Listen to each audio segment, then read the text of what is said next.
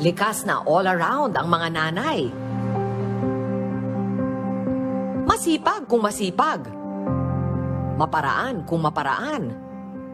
Pero kung minsan, nauubos din. Yan ang nararanasan ni Mary Rose na pinagsasabay ang pag-aaral, pagtatrabaho at pag-aalaga sa kanyang anak.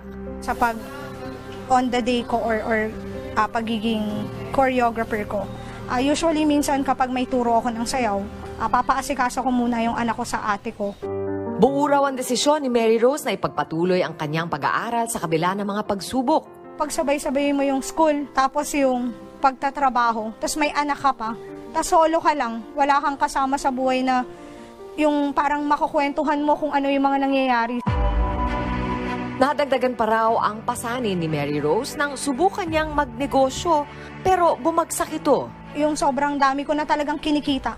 Pero marami kasi rin talagang taong mga manluloko na hindi mo naman din talaga in-expect na gagawin sa'yo. Ayun, nawala yung negosyo kong yun. Sa kabila ng pagod, sinubukan niyang bumangon agad dahil determinado siyang pagandahin ang buhay ng kanyang anak. Sobrang nakakapagod. Sobrang parang minsan ayaw mo nang bumangon, gusto mo na lang matulog. Pero kasi kailangan, kasi meron akong anak na dapat suportahan.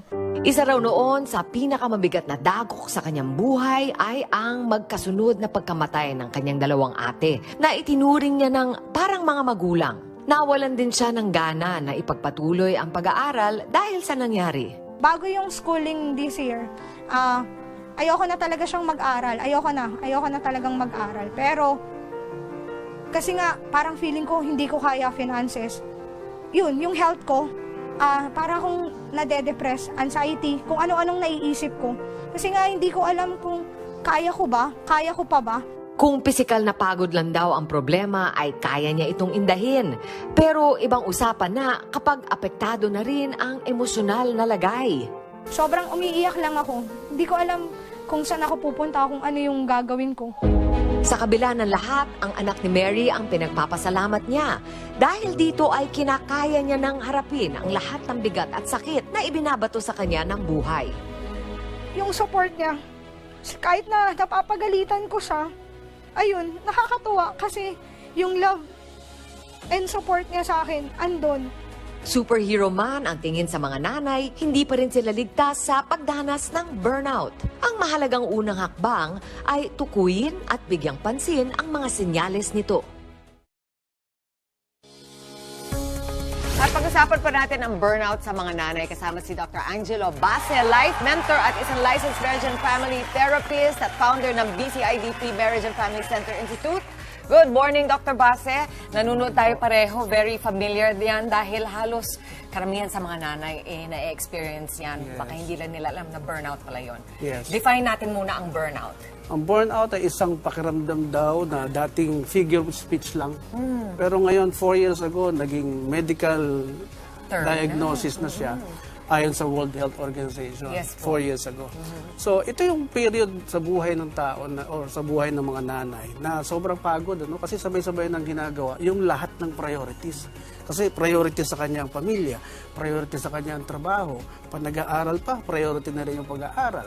So, sabay-sabay na niyang ginagawa. Kaya yung body nagmi-mix up, may limitation ng ating katawan.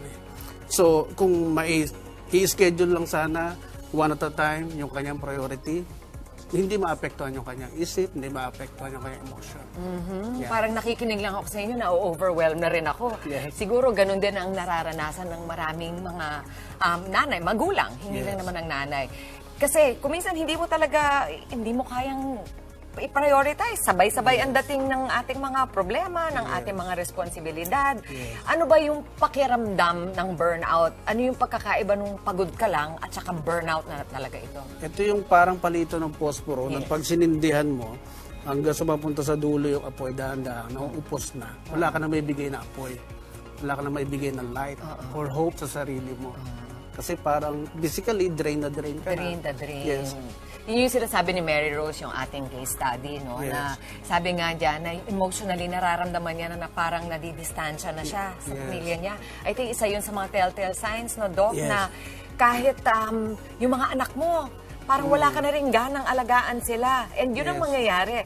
Hindi nawawala yung prioridad, hindi nawawala yung kailangan gawin, pero yung kagustuhan mong gawin at yung kakayanan mong gampanan, naapektuhan, di ba? Oo, kasi yung katawan mo, kung wala kang sapat na tulog, hindi ka pa nakakapag-exercise, hindi magko-cooperate yung katawan mo to focus on what priority na gagawin mo for the day.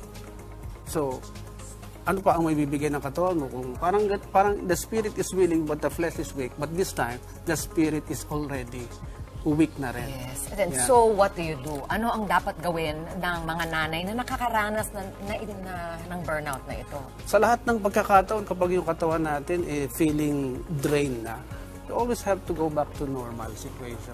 You always have to go back to the basic. Ano yung basic? Ito yung panahon na yung kondisyon ng katawan mo, normal yung takbo. Normal yung takbo ng pag-iisip mo, normal yung takbo ng dugo mo. Paano tayo makakarating doon, Dok? Kalma ka muna. Kung sa tingin mo kailangan ng tulong ng isang medical doctor, lapit ka na. Okay.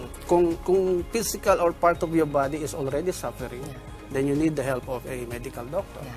Kung mental naman ang problema mo, hindi mo ma-manage yung mga priorities mo, then get a counselor para tulungan ka. Anong klaseng tulong ang maibibigay ng isang professional na counselor? Paano maiibsan ang burnout? Kailangan sabihin niya yung mga plano niya gawin. Sabihin niya yung everyday undertakings niya, ano yung nangyayari sa kanya daily. Kasi baka mayroong part doon sa araw niya na hindi niya na mamanage na maayos. Tsaka, Doc, siguro there's something to be said then about yung meron ka lang mapagbubuhusan ng iyong nararamdaman at meron lang nakakaintindi sa iyo. Someone... Kasi kuminsan kailangan mo lang talagang i-process at ilabas. Yes, someone to listen. Someone to listen. Kailangan mailabas.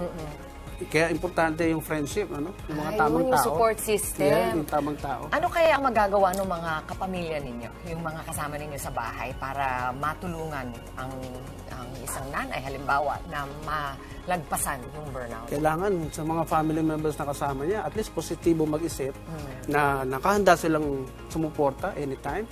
Hindi yung sinisisi pa yung tao dahil hindi nakinig sa kanila. No? Marami tayong ugaling ganun eh. Sana mawala yun. At ipaunawa doon sa kanilang family member niyon suffering from burnout na it's not the end of the world. Na pwede namang malalagpasan yan. Pero talaga, burnout is real, mga mami. Kaya narinig na rin natin kay Doc Base, huwag po kayong mag-guilty o mag-aalala. There's nothing wrong with you at talagang nangyayari yan. Huwag sisihin ang sarili. Huwag sisihin ang sarili. Huling payo, Doc.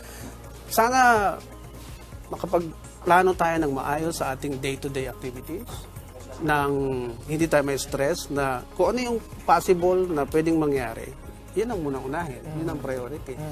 Kung kinakailangang humingi ng payo o tulong sa isang professional counselor, humingi tayo, huwag tayo mahiya.